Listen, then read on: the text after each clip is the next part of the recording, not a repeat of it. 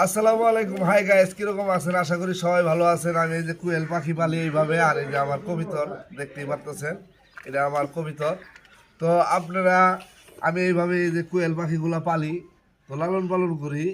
তো আমার এই কুয়েল পাখি, এখানে কুয়েল পাখি আছে আপনার 4টে, তো 3টে ডিম দেয়, 3টে পাখি ডিম দেয়। আর এই এই কবিতর দুটো পালি আমি এর সঙ্গে। তো এগুলো হলো ময়ূর কবিতর, ময়ূর কবিতর। এগুলো হইতেছে ময়ূর কবিতর, দেখতেই পাচ্ছেন।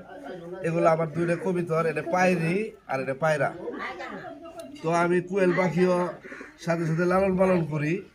তো আপনারা দেখতেই পাচ্ছেন গায়েস, এই যে এই কোয়েল পাখিগুলা আপনার প্রতিদিন, যদি আপনারা কেউ বাড়িতে কোয়েল পাখি বা এই কবিতর এরকম ধরনের কবিতর পালতে চান, তো আপনারা পালতে পারেন। এই কোয়েল পাখি এই কোয়েল পাখি 4টে আমার প্রতিদিনই আপনার 3টে করে, 4টে কোয়েল পাখি একটা মদ্দা, 3টে কোয়েল পাখি মায়ে মানে মহিলা পাখি, 3টা পাখি আমার ডিম দেয়, প্রতিদিনই 3টে করে ডিম দেয়। তো আপনারা বাড়িতে আপনারা পালতেই পারেন, কারণ হলো যদি আপনারা এই কোয়েল পাখিগুলা ডিম ডুম খাইতে চান, তো অবশ্যই কোয়েল পাখিগুলো পালতে পারেন। আর এই কবিতর দুধে আমি নিয়ে আইছি, তো এই কবিতর দুধে আমি পালি। তো গ্যাস, আপনারা দেখতেই পারতেছেন, এই যে আমার দুধে ময়ূর কবিতর, আর এই যে আমার এই কোয়েল পাখি।